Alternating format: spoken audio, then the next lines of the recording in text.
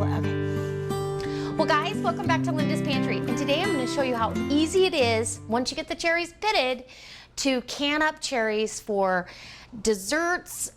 You can have it over ice cream. You can have it with yogurt, over cottage cheese. It's just a handy thing to have on the shelf, and we don't need any more pie filling, or at least not any more cherry pie filling. So these cherries have been in the refrigerator overnight because for whatever reason, after I spend 2 or 3 hours pitting cherries, I don't really feel like canning. I want a fresh start the next day, and I like them to macerate, and they create their own juice. And I'm going to show you how pretty this is, and you don't want to get rid of this.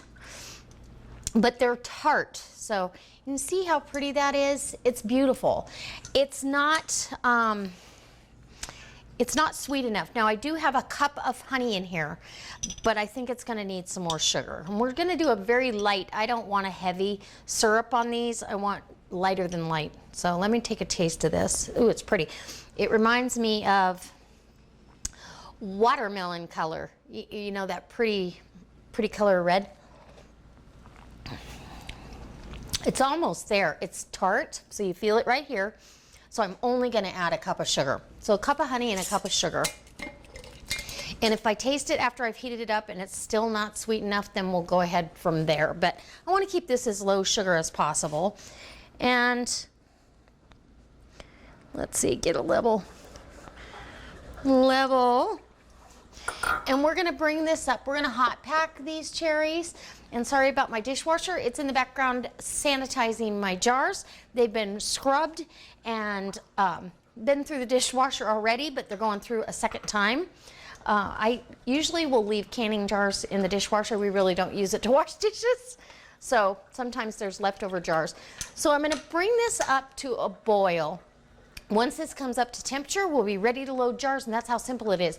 It's going to go in the water bath canner for 35 minutes for my altitude, and I'm using 1.5 pint jars, so I have to use the quart timing. And if you were at a lower altitude, you know what, check your altitude in the ball canning book or on the national website for home food preservation. And all you have to do is Google your address and ask for the elevation, and you can get that information, and then cross-reference it with those references so you know how to can safely. Safety first, people. All right, so I've got all of my stuff. While this is heating up, these items are all going into the water bath canner to sterilize. And so you're just going to bring them up to a boil them for 10 minutes, and they should be fine. Your lids, though, you can't sterilize these. So I've already washed these with hot soapy water.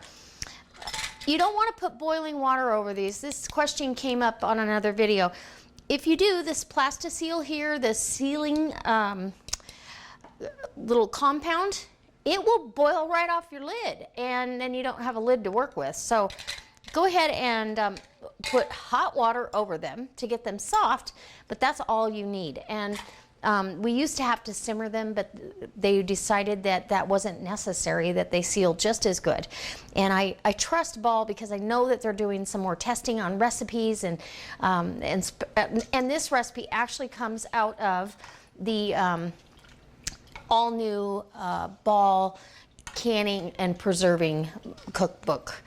It's wonderful. It's got wonderful recipes on how to use your stuff that you've canned, and this is a chart on different fruits, and cherries are one of them.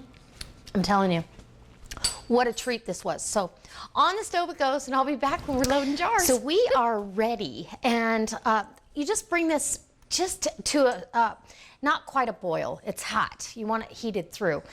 And I will tell you, you don't have to use lemon juice. According to the Ball canning book, I double checked to make sure, because cherries are pretty high in acid. And so, but you can add flavoring. I didn't have any almond extract, but I did have some vanilla extract, some pure vanilla extract. So I did add a tablespoon and a half of that. And that just adds a little layer of flavor with the honey and the sweetness and the cherries. Yum. Okay. I'm tasting it and make sure I've got it right. And you can taste the honey, you can taste the vanilla and the cherries. So I'm ready to can. And I'm going to tell you, you've got to be careful because those multi-cherry pitters, they don't always get all the pits out. So I found quite a few that looked awfully plump and suspicious. So I always add the disclaimer, eat at your own risk. If you had one that just singly does it, then it would be a little easier. So I'm going to grab a couple jars here. Whew, hot. Hot. Give me 3. And this is how I like to do this when I have fruit like this, is go ahead and get a big ladle full and drain off your juice for the moment. And you're going to pack these in. You don't want to pack them down tight, but you're going to ladle them into your jar. When you've got, you want a 1/2 inch of headspace, okay? So let's see how our cherries look great. Now I'm going to grab some of this juice and fill up the jar to a 1/2 inch of headspace. And it is absolutely beautiful. About a ladle and a half here. And I'll bring you in for a nice look. And you can see how easy that is. Now I've got my lid soaking in vinegar water, and I always do that just to add a little. The vinegar cuts any sugar or anything that might be on the rim of the jar. Wipe the very rim that comes in contact with the plasticine sealant on your lids, right there. And you're gonna put this on, and we'll grab a ring. And these are gonna be hot, so if you've got one of these jar grabbers, oh, what a lifesaver. Fingertip tight. You want the lid to be able to vent up and down. The ring is just to hold the lid in place, so when it does create that vacuum and sucks down, you're good to go. And these are absolutely beautiful. And what did I forget? Oh my gosh, you guys. I almost forgot talking. Debubble. You have to debubble. These cherries have holes in them, and that juice is going to get down in there and change your headspace, and it most certainly did. So there you go. We all forget things, and that's why I lay out all my equipment. If I've got my debubbler sitting there and I didn't use it, it's going to be kind of a, why is that there? So let's get our headspace back up where it was. Perfect. Re-wipe the rim of your jar. And now we can put our lid and our ring on, and now it can go in the canner. And this is going to can once it comes up to a boil. This will can for 35 minutes, and that's for the quart measurements. And oh, these are beautiful. I love it. And now somebody's going to ask, I'm pretty sure, if you can it right away, will it make its own juice? And yes. So you could, once you were done pitting the cherries, you could do this process, and you may have a clearer juice to begin with. By the next morning, though, it will look just like this because the fruit's going to macerate. All right, so I'll bring you in close, get this in the canner, and you guys can see how it goes. All right, so here I've got my hot jar. Drain off some of these cherries. And you guys, if you like these kind of videos, give me a thumbs up and let me know in the comment section below.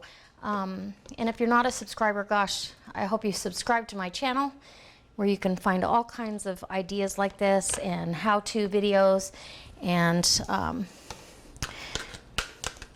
get some inspiration on what you can do with the fruit that might be coming from your trees or your neighbor's tree. And I'm going to grab some of those cherries out of there. Put it in the other jar here because that's too many. You want to make sure your headspace is correct. There we go. That's perfect. Get our juice in there. Look how pretty that is. Oh, I'm so excited about this. Get your Pokey Joe out. Pokey Joe.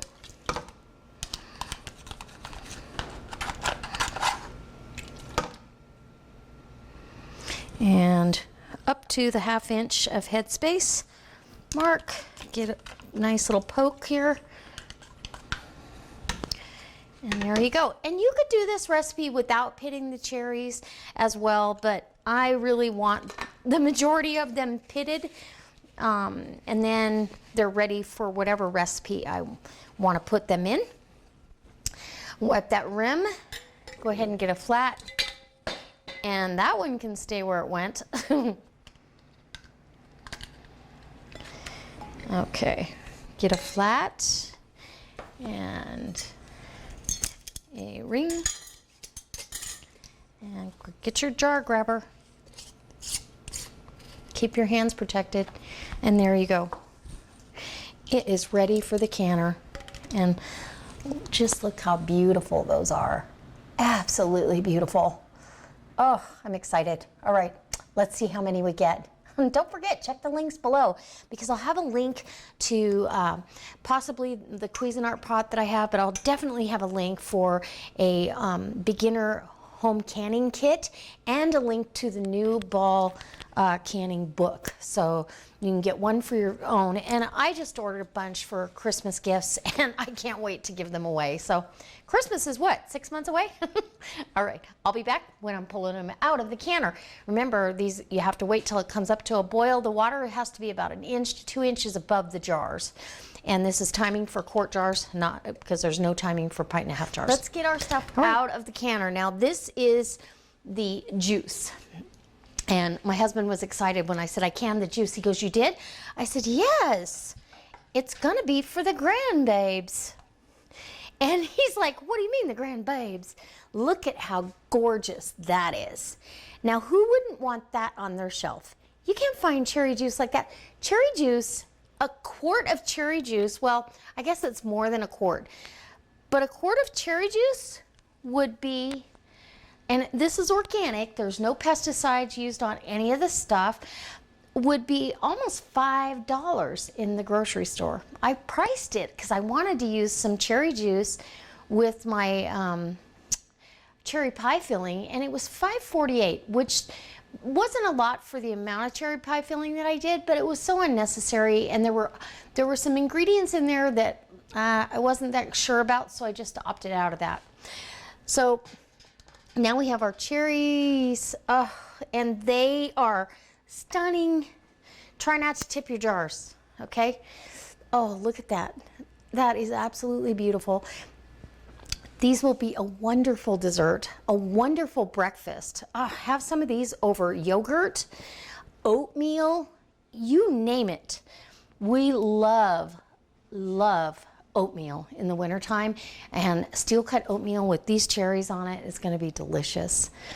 So I've got all these cherries, all the cherry pie filling. I'm not sharing any of these. Nobody's going to pry this out of my hand. And like I said, it will be on my shelf for the next year or longer. A lot of stuff will keep way longer. As long as it's been canned properly, don't be afraid to use it. I think that our Food Administration would like to tell us that we shouldn't eat it after a certain date. But our nation wastes so much food, whether it's manufactured food or whether it's our own, because we're told that we shouldn't eat it after that date. And I recently just read an article about a 40-year-old can of corn that was opened, and it was home canned corn. And the only thing that was wrong with that can of corn is that it was lacking in the vitamin C. The vitamin C had become deficient. Other than that, it was perfectly preserved and it was okay to eat. And so don't be afraid of your home canned food, and don't be afraid, you know, if you are trying to preserve what's in your yard or your garden or your neighbor's yard. I've already talked to a couple of people that I know that have, look at that, beautiful, 7 1.5 pint jars. And these are gonna float a little bit because you don't pack them down too tight, and they aren't completely cooked, so they still have a little bit of air, but they will settle down in that juice, and I don't even mind. It's part of home canning. You're gonna have floaters once in a while if you don't cook the food completely. And So I was going to say, I've talked to a couple of people that I know that either have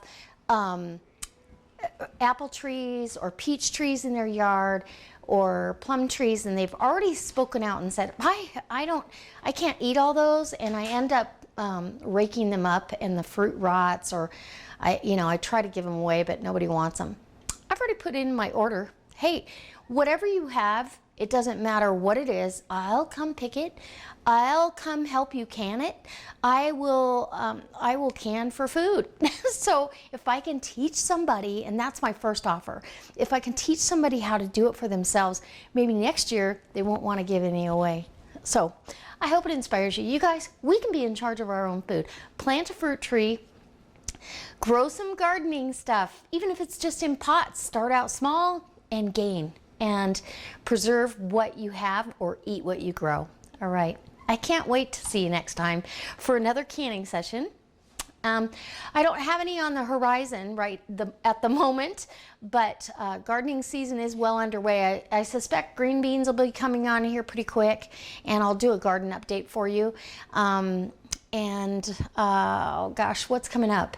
Maybe I'll do some videos, and let me know in the comment section on how I use some of these home canned things and make meals and desserts and all that stuff. And if you want to see that, as always, give me a thumbs up and subscribe to my channel. Okay, I can't wait to see you next time.